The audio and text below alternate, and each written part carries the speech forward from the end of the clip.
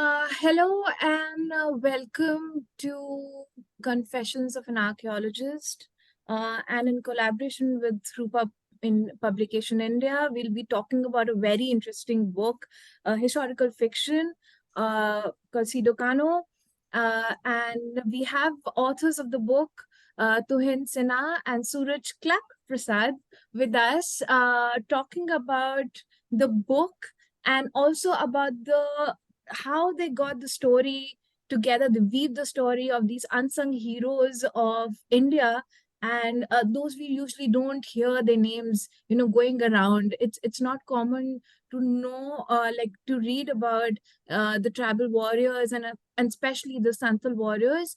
So we'll be talking about the book and also the research aspects. I want to welcome the authors of the book, and I want to start with how I want to throw this question to both the authors out there. How did you think about this book? I know, Mr. Sinha, you have written multiple books, and this is the last book of a trilogy, I believe. You have written The Great Warriors, The Tribal Warriors of Bharat, and also, have written over 10 books. And I think this is the third book of a trilogy. So how did you and Suraj, you both got together and thought, look, we're going to write about Sido Kanhu. They are the unsung heroes of our country, the tribal warriors, and we're going to write about the first war of independence. Well, good evening, everybody. Good evening, Disha. Good evening, Suraj. I think let's change the format. Let me, you have a beautiful name to it, Confessions of an Archaeologist. So tell me, if you were to make a confession, what makes you weave in history into this archaeological video? That would answer a lot of questions. What was that one or two biggest takeaway from the book?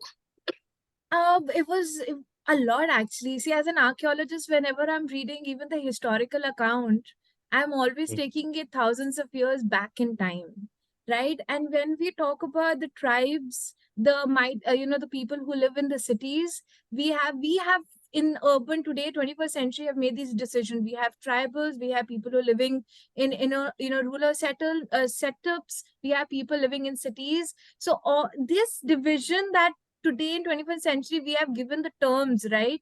This have a sort of foundation and this have a beginning. So when I read Sido Kanhu, I immediately went to the society that had its imprint, which goes thousands of years in history. Talking about even the weaponry, the subsistence pattern, which is very important, which is foundation even for us who are living in cities. I'm living in a city, but this is where the living history or living heritage that we call. And there is a mention of a stone, where Sido's father had died, and they have put the stone commemorating the place and, in his memory. That immediately took me to the megalithic culture of ancient India, which is still in existence today. Megaliths still live. So we have this living heritage. And I thought, let's celebrate and let's do something different. So that's what my confession is. This is my confession. Super. So, it's very strange how different things connect with different readers. I'm so glad you brought out this confession. Suraj will be talking more about it in detail. It's a very pleasant coincidence for me, actually, to be speaking about this book today, because today I complete 17 years as an author. Wow. So congratulations. So my answer would also indirectly, or maybe, in unknown ways, provide an answer to why Sido Kanhu and why there's someone at this stage. So when I forayed into writing, my first book was something, I look back with a lot of amusement, some amount of amusement today. That was the time when the Indian publishing industry was suddenly opening up, and you had to make that first move. So a script which I had for a film was converted in. So it was basically a complex story of complex relationships in urban metro. Having written that and having seen the success of it, because in those days there were very few authors, and today there are lots of it. So in those days, probably it was easy to get that kind of success with your book. Today there are so many more authors, and I think the struggle for your book to stand out is that much more.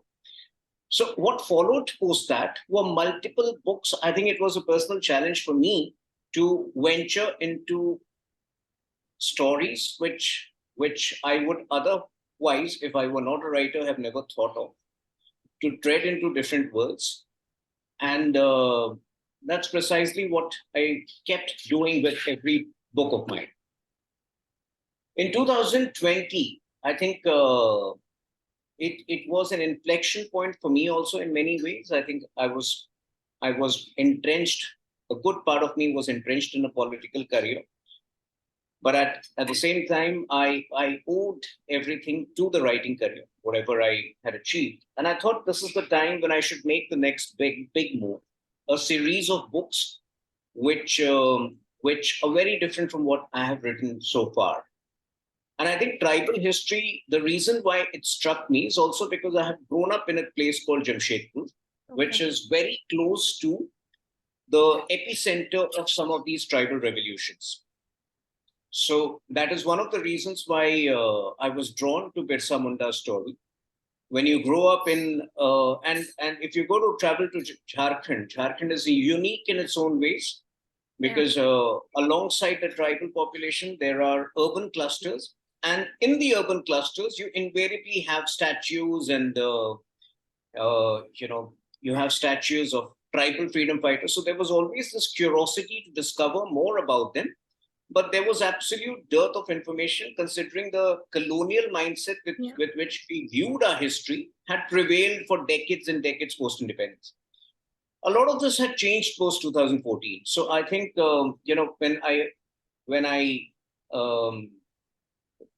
and in fact, one of the interesting changes which happened in 2020, which was my rebirth as an author, was I realized it was not possible to write all of these books independently, given that I wanted to work at a certain pace. I wanted to churn out these books quickly. And I was fortunate to have very capable and very bright co-authors. So Birsa Munda was co-authored with Ankita Verma. The Great Tribal Warriors of Bharat was co-authored with Ambalika, and Sido Kanhu, which is the third and also the most significant part of the trilogy, is co-authored by Suraj Prasad. So I think that explains my journey. When you travel the world, you try to tread the journey inwards. This series of books on the great tribal warriors of Bharat, I think, is my journey inwards as a writer. And after having successfully pulled off the series, we do feel that there's a huge amount of learning which I think we are waiting to assimilate, we're waiting to draw from these tribal freedom fighters.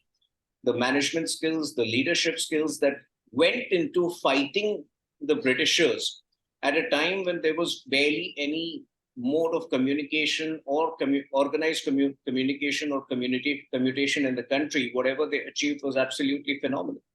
Absolutely. And when I was reading the book, I can feel the way the book is laid out is amazing. I mean, I'll talk about this. I'll just shut up and I'll let Suraj get in. Suraj, I want to ask you the same question actually, but I want to go one step ahead, and I want to ask you about how did you and Mr. Tuhir, you both sort of got together and build this narrative across these characters. And remember, when you're writing historical fiction, we have to really we do have the liberty as writers to go ahead, but even then to do justice with the emotions and all of that, how did you manage? So hello everyone. So in terms of the story structure and the whole the gist of it, Tunji had bought those details and all. So we had an understanding that this is what we want to share and tell.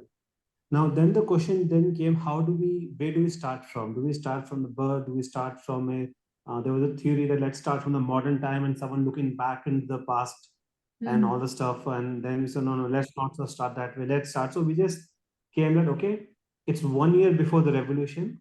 We have to talk about a family, people simple, how the life slowly changed. Yeah. And because of this change, they have to resist, and they got that courage to actually stand up. So it was a sort of a discussion. We had a lot of discussions, sitting down thinking what would the person think, how they would say. And as I was just talking to you before the start, that every revolution has a structure, and we just have to see the structure. Where do we start from? That what is the catalyst moment? Where does the rise happen? Where does the plateau happen? Where does the fall happens? And then Sidhu had three brothers, two sisters. We just thought we all have different siblings and we all have different families, friends, and all. And everyone has got different emotions. Yes. So how do we think those brothers would have been?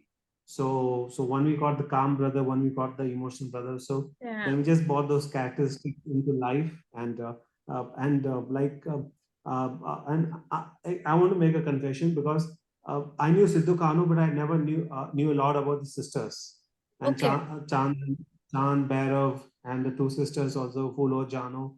So bringing those aspects out, we had to, because there's not much written about them. So we really had to think how would have they been there fighting. So so it was a lot of effort of discussion. But the key point is that the human element, because it's all about freedom, just freedom, and everyone, whether anyone will value freedom. So, and thank you for your feedback regarding the stones and the cultural point and all. And because I just thought a few people would understand that, so there's I when I read that, and I have also highlighted that part, and I think I tweeted about it. When I read that, I immediately could understand the emotions, because that's, as an archaeologist, we don't deal with emotions. We are dealing with the material reality. Emotions are sort of missing, right? But when I'm reading in this context, in the context of the book, I'm reading it with the emotions that you have added, because the conversation that, then the next generation also, they see the son in the picture, and they're having that conversation, and then he's telling, and sort of what Sidhu is thinking also. He's remembering his father, and he's missing, and he has this responsibility. It's not easy to have those emotions written, around a character on about which we don't have much. It's and kudos to you and Mr. Sinha, that you've actually got this. It's quite interesting as an archaeologist for me to read it, at least. I mean, and there's a small answer to it all. Like, it was wearing the hat. So like, I grew up in Africa, so my initial schooling was Africa. So there's a lot of learning from different cultures there. A lot of I grew up in terms of, in Africa there are tribes also. So my classmates were of different tribes, like they have caste system, caste system there. But as a kid, I'll make a confession here. I wanted to be an archaeologist. Oh, you did. And I could never be. My favorite subject is history. Even now, it's history. And so some of the pages of writing, I was thinking, okay, this I would like you to bring in. This I need to bring in. So you are welcome to join my excavations anytime. This is an open I offer. will I'll be more glad to have you on board. I want to go to the next question. I mean, like, the subtitle says the First War of Independence. We are often taught the 1857 is the first war of independence, and with the Santhal Hul, the rebellion, and how, I mean, I'm sure you must have had a lot of issues, because it's breaking the narrative. We are often, like, in our textbooks and school books, everywhere, the first war of independence is always 1857. How was that journey in sort of breaking that narrative of history? It's important to break that narrative, because politically some people seem to be claiming fiefdom over the entire freedom movement. So they at will they abuse and vilify Savarkar. If we don't change the narrative now, tomorrow, who knows? They might be vilifying Sido Kanhu, they might be vilifying Birsa Munda and asking about their contribution to the country. So anyway, subaltern tribal movements date back to 1783-84. In fact, even before that. But the first well-documented tribal revolution by Tilka Maji was in the area of present-day Bhagalpur. That dates back to 1783-84, a good 105 years before the formation of the Congress Party. Okay. So I think that tribal freedom movement, which is equally important in our journey as a nation, needed to be documented. And obviously, the scale of Sido Kanhu's movement was absolutely unparalleled. And also the spread of it in terms of the time, actually. So it started on June 30th, 1855. It is a unique case study, I would say, in unity, in inclusivity and diversity, because, like Suraj mentioned, one would be surprised to see the number of women participants. And while it was started by Santhals, over a period of time, other communities also joined in, other oppressed communities also joined in. Yes. And it is also a case study in a community-led movement. Because, the entire Hul, which started on 30th June 1855 and went up to February 1856, occurred in bouts. So, there were 6 or 7 weeks of concrete action in one place in that entire region. And then it would die out. The Britishers would get a little complacent and would think that, it's not going to occur again.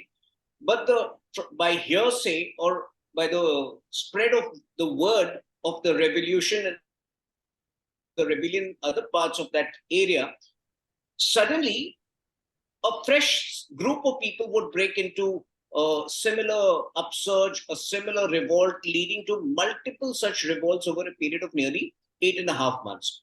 So I think that speaks of the magnitude of this revolt. And had it not been for 1857, where it is also believed, and it is corroborated in another book called Hul by Peter. I'm forgetting the second name of the person, of the author. The book is published by Bloomsbury.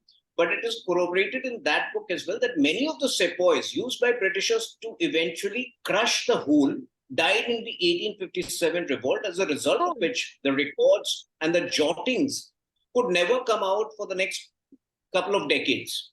Yeah. And that, in fact, is the beauty of these revolutions or these wars, these revolts, that during the lifetime of the perpetrators, during the lifetime of the architects of these revolts, the architects were seldom acknowledged. But post their death, and in fact, a couple of decades post their death, is when people would suddenly wake up and realize the impact of it, when the government, in hindsight, based upon the consequences they suffered in the past, would initiate certain reforms. This is precisely what had happened with the 1855 revolt. And this also happened in the Birsa Munda revolt, where subsequently, for example, in the 1855 revolt led to the formation of Santhal Parganas district and some specific reforms to address the issues of Adivasi population. Similarly, the Birsa Munda's revolution led to a landmark law being enacted known as the Chota Nagpur Land Tenancy Act in 1908, 8 years after the death of Birsa Munda. But I think that's the beauty of these revolts. They were acknowledged in hindsight for the impact that the architects or the protagonists of these revolts led during their lifetime, but somehow they could never come to the fore because of, like I said, paucity of communication, paucity of proper documentation. So I think in this era, when Prime Minister Modi ji has been more so vocal about giving the unsung heroes their due, I think it was our duty also as writers to live up to that. And the first war of independence only elevates the contribution of Sido Kanhu in the entire freedom struggle of Bharat. It's amazing. I mean, I had no clue about this aspect of history at all. When you read this in passing, not in detail, we are always taught that the first war of independence is 1857, and I'm sure that a lot of historians will have their views. For the Indie Alliance, the relevant historical points are going to be different. So for them, it will continue to be the 1857 war.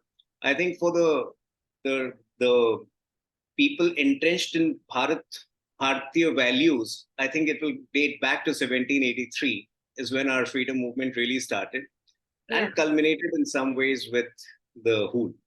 Yeah, and also I think it also we need to deal with the fact what we call a violence.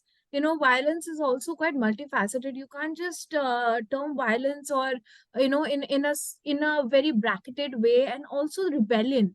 There are different forms of rebellion, not there, and there's stages that leads to Right. that last episode. And I'm sure that in with the tribal community even today, and that I work with anthropologists as well. I have friends who work with tribes as well. uh, we still have a lot justice that we need to do with the Adivasi, and also in sort of protecting the heritage. We have not done a good job as well. It's quite interesting to read this, because as you said, it starts with 1700s, right? And I feel that it must have gone way back 1700 as well. That beginning that culminated with the rebellion in 1855 must have gone back thousands of years. We really need to dig up the past in order to understand our social structure and everything. Because what I also read in the book is that the issue primarily was with the money lenders. The issue were the money lenders and their exploitation of the Santhals. And then came the British East India Company, who took, who sort of entered the rebellion, and they were the ones, who gave this a very sort of a different, form altogether. A lot of people died. Well, so yes, in tribal areas and in subaltern areas, the British officers often would not venture directly, because they obviously had their limitations. They did not want to, risk their health, because obviously the water was all contaminated in those areas and hygiene was an issue. So the British oppression in tribal areas were invariably outsourced to either the money lenders, which is pre 1850 or so, Mhm. and post 1850, the other element of missionaries and their predatory conversion also became a factor. Yeah. So one, it was about financial subjugation, which was carried out through these money lenders, through these zamindars, and two, which is post 1850, which does not feature so prominently in this story, but is more prominent in Birsa Munda's story, which was between 1875 to 1900. The other aspect was obviously the missionary conversion, the predatory conversion by missionaries, which again was a planned activity of the Britishers. So that explains the role that money lenders and subsequently missionaries used to play in the British scheme of things. Quite interesting. It's really interesting to see how the whole story, this whole historical aspect, is sort of missing or is present in a very different format, I think, in history books. What I also enjoyed the most was the what I really liked, the ending of the book. That at the end, when the war, the rebellion has ended and the East India Company has won, Vincent is writing in his diary that, and he's jotting down points. He's so consumed with the entire rebellion. He's writing down and saying that this is war against humanity, and that sort of goes in his diary. What I really like is that ending, that admitting the fact that, well, that was Suraj's brainchild. He's going to talk about that. I think I don't know why his video is off. Suraj, is he That here? was entirely Suraj's brainchild. Suraj has disappeared. I think. Okay. So Yeah. like I said, because I have mainly been a novelist, playing with characters and improvising on characters comes easy to me. So I think we try to give that sudden twist towards the end, which nobody had anticipated. I And I didn't think, anticipate that you're going to include yourselves in the book at the end. I like I had said, no that was clue. entirely I was so excited reading Vanya going into the library and she's reading the diary, and suddenly I see you both appearing in the end. I'm sorry, spoiler alert.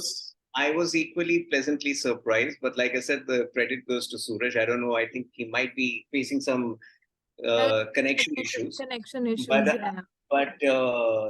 when I read what Suraj had written, I think that was a surprise thrown by him, because I was equally surprised. But like I said, I mean, the conviction with which you approach the narrative is the crucial difference on whether you manage to pull it off or not. And I think in the end, it fits into it. It fits into the, yeah, yeah. absolutely. So there were other options which we had toyed with at the time of writing, during the course of writing. For example, one of the versions which we eventually discarded was starting in the present, where one of the descendants of Sido and Sido Kanhu is studying abroad, a young lady who's completely unaware of her past, and how through her boyfriend, who is a Spanish boy. Yeah. So one of the interesting things that really actually quite took me by surprise was the ending of the book. And I'm sorry, the spoilers alert, but I really liked the way, you sort of gave the characterization of Vincent.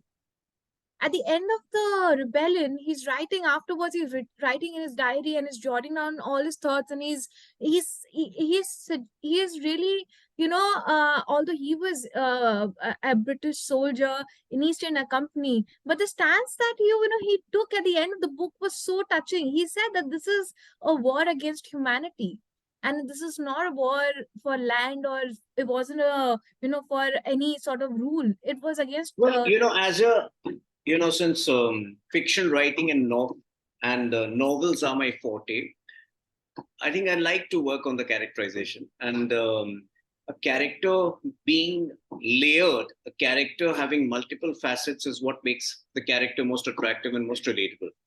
So yes, I think the from a messaging point of view, from a characterization point of view, that was a trump card that struck the right chords with the audience. I think you were also mentioning about the presence of the author towards the end. That was completely Suraj's idea. Unfortunately, because of some internet issues, he's kind of struggling to get in. But I was equally taken by surprise when I saw that. And but he had a lot of conviction in it. Again, like I mentioned, if history is laid out in a more palatable and interesting way, it would also be read and grasped more easily. It would be loved more by students. So this basically is our effort to improvise a story about which the primary sources of information are few.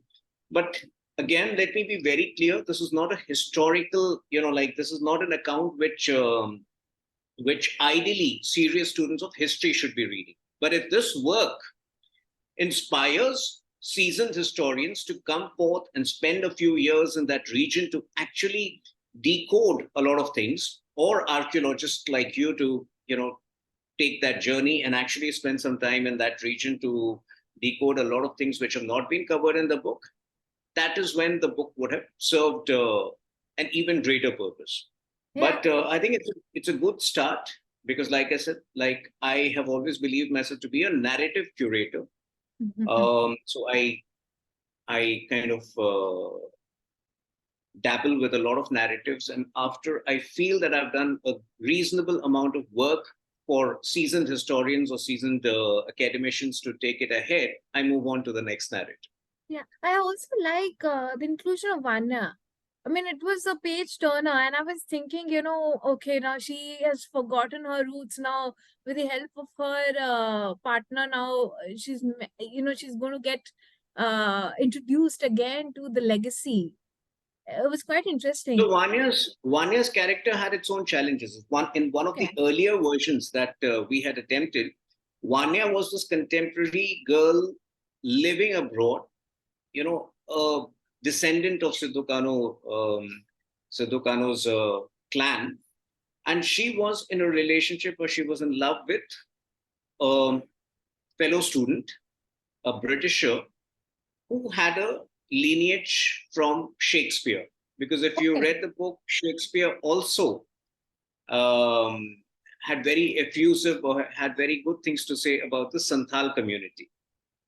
But then we realized that, a serious book like this required us to completely make it more compact, to steer away from any scope of controversy.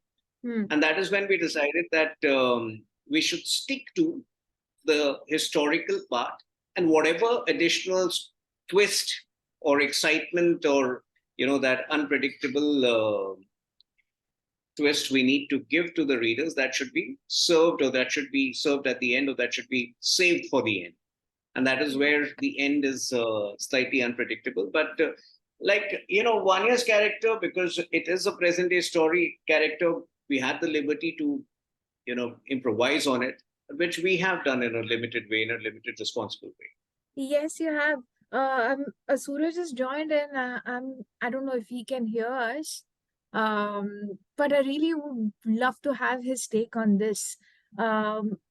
Meanwhile, I think I want to know that also after this rebellion, a lot has changed for the Santhals, right? A few acts were also put in place, and there was the land was being prohibited, and non-Adivasi could not buy the land which belonged to the Santhals and others. So in a way, the rebellion had its own like it sort of brought out few positive things as well, right?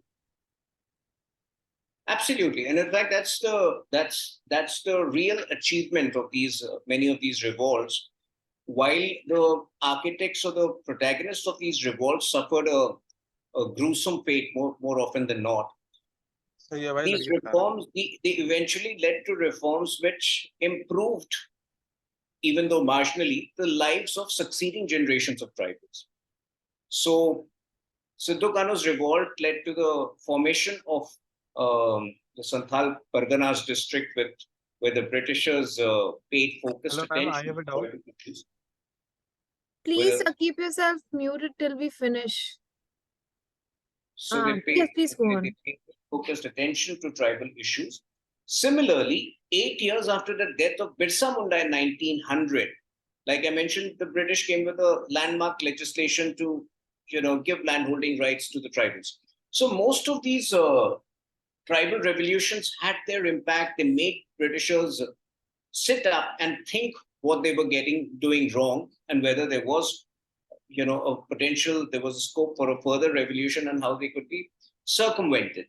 And I think the easiest way to circumvent was to temporarily or quickly come up with these reforms, which the Britishers would invariably do. They did it post 1855, and they did it post Birsa Munda's revolution.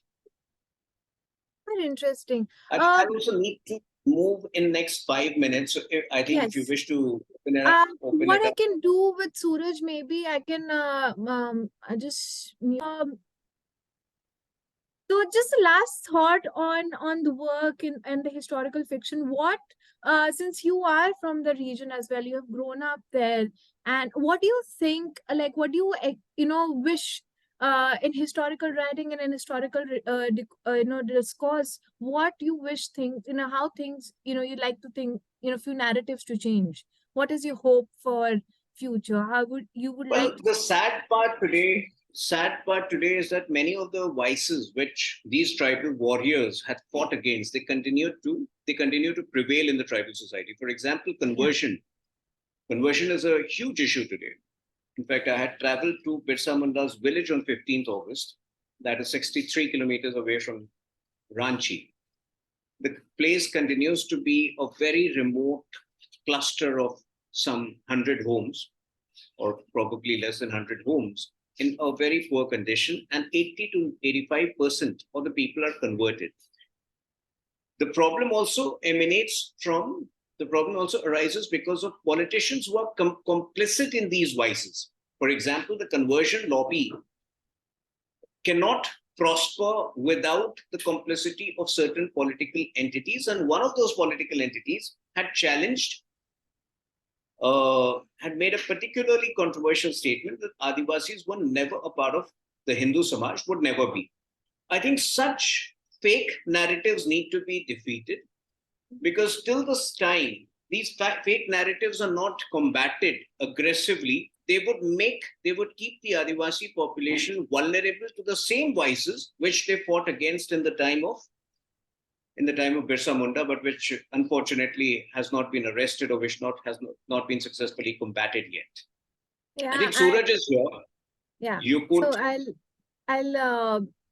I mean, I agree. This point is really, really valid, and I know that you need to go. So I'll chat with Suraj, and I have a lot to Sure. ask. So thank you so much Suraj will for take it. My thank you pleasure. so much for joining in, and there's lots to talk. Hopefully offline, maybe we'll get an opportunity to discuss more about this. Absolutely. Yeah, thank you so Thank you much. so much. Thank you. Take care. Thank you. Take care. Hi, Suraj.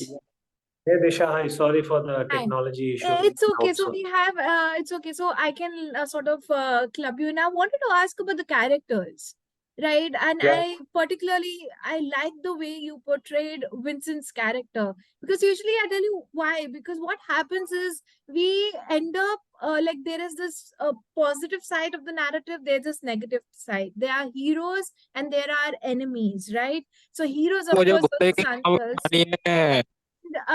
And the enemies, of course, the way we in the book was the British East India Company, but here we had the character of Vincent, which was so interesting when the rebellion was over, and he sees people dying, and especially the person he had so much of affection towards. He goes back and he's writing in his diary, and he writes with Yeah. So you're right, because if you see, as a kid, we always have this black and white.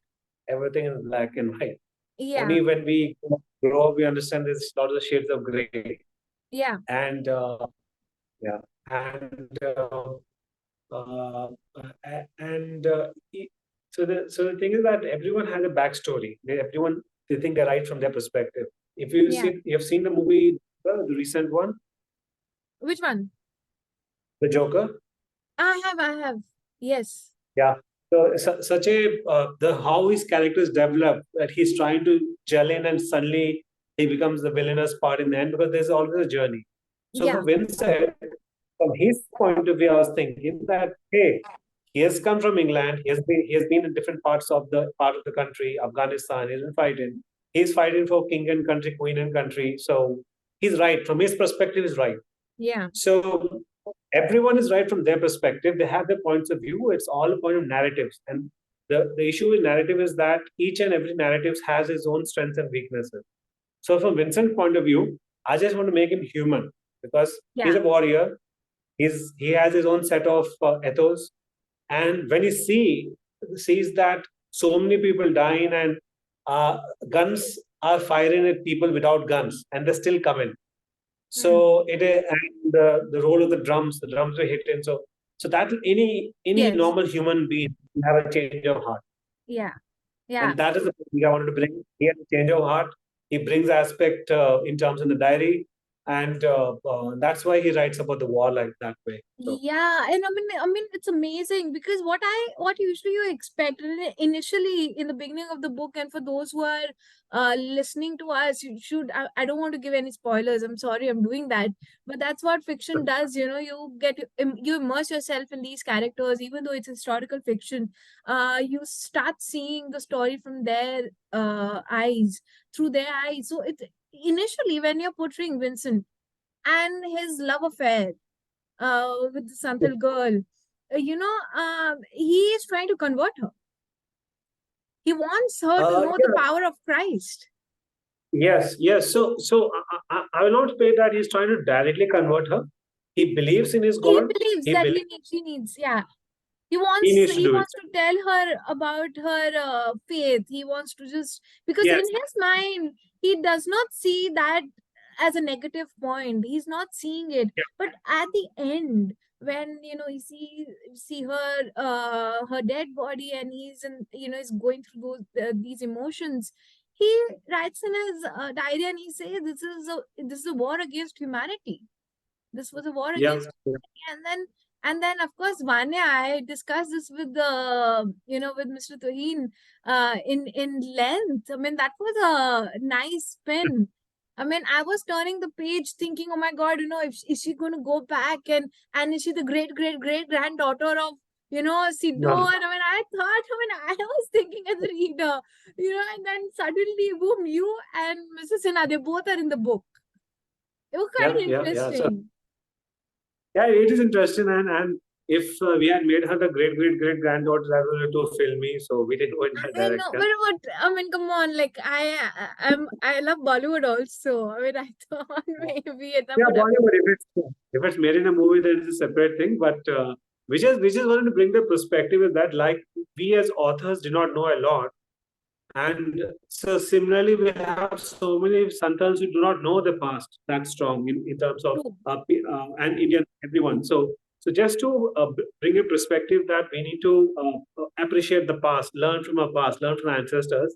And I was saying this in one of the another group meeting earlier during the launch and all, that each of our state, each of our culture has so many past stories of it may be a freedom struggle, it can be about a sort of a cultural change, revolution, or something.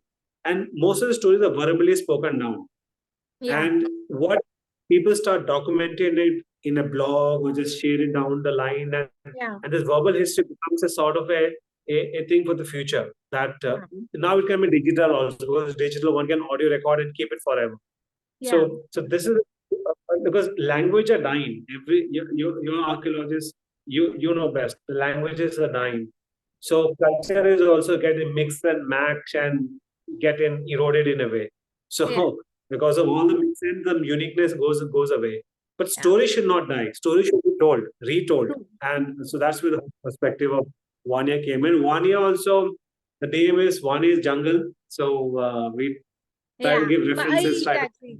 That's really clever twist that you've added in the book. It's quite interesting because, as a reader, if not as an archaeologist, I mean, when I'm reading, and that's what you expect. You want to give out the message, but you also want the readers to enjoy the story. You also want the readers to know the emotions, the aspects which are not known. You also want to give out the message, not just about the rebellion, the Santhal rebellion, but also want to tell the city dwellers, those who are buying these books, who are English readers, that look, the tribal community is not beneath you.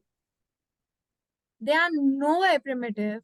And it's our perspective, because you opened with that, with Sido, and with the whole going back in time, and with discussing about the heritage and how their lifestyle is quite important, their subsistence pattern is important, their heritage, the living heritage is important. There is a scene where they are there's a scene where there is a festival going on, and the British officer is sitting on top of the hill and looking down and saying, oh, these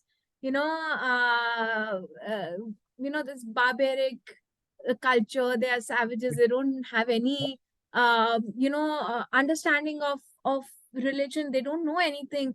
And this sort of I connected this dot with, I recently had a student at excavation who's a Santhal at the excavation, and he told me that, ma'am, for the first time I went to a temple with other students. Students during excavation, at the end of the day, tiring day, they would just go to a temple nearby. So he must have gone with some students, and he's like, for the first time I've gone to a temple, because for us temple is a different thing. We have our trees which are sacred to us, our landscape is sacred to us. And I agree that, what Mr. Tuhir was also talking about, the wrong narrative about them not being part of the Sanatan Dharma, whatever the conversation. It's I wish we have more conversations around that. So I mean, like, I love the narrative. Yeah, and the thought we took, like, even if you see the cover page has got the Sal 3. Yeah.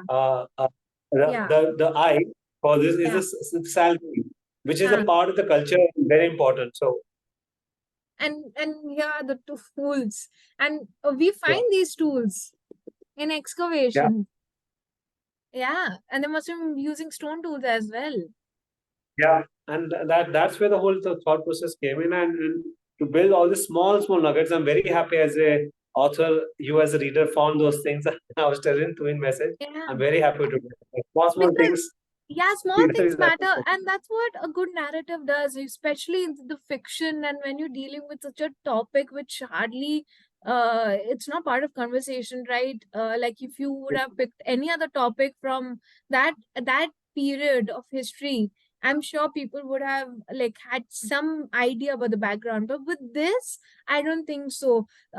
So and I'm going to ask you the same question I asked Tuhir as well. What do you think is going to be the, what your book is going to leave behind? What is your hope? What you really wish your book will do for the masses? Like how it will change the narrative? It's a very. I would just say that go out and explore your stories, because ask your parents, grandparents, nana, nani about what happened in British time. What did they hear from their parents and all? Yes. Because like as a kid, I remember as an 8, 9-year-old kid, I was having this conversation with my dad. This is like long time ago, three and a half decades ago and all. And the British and dad spoke about my dadi, his mother, experience of seeing a British officer on a horseback in Champaran.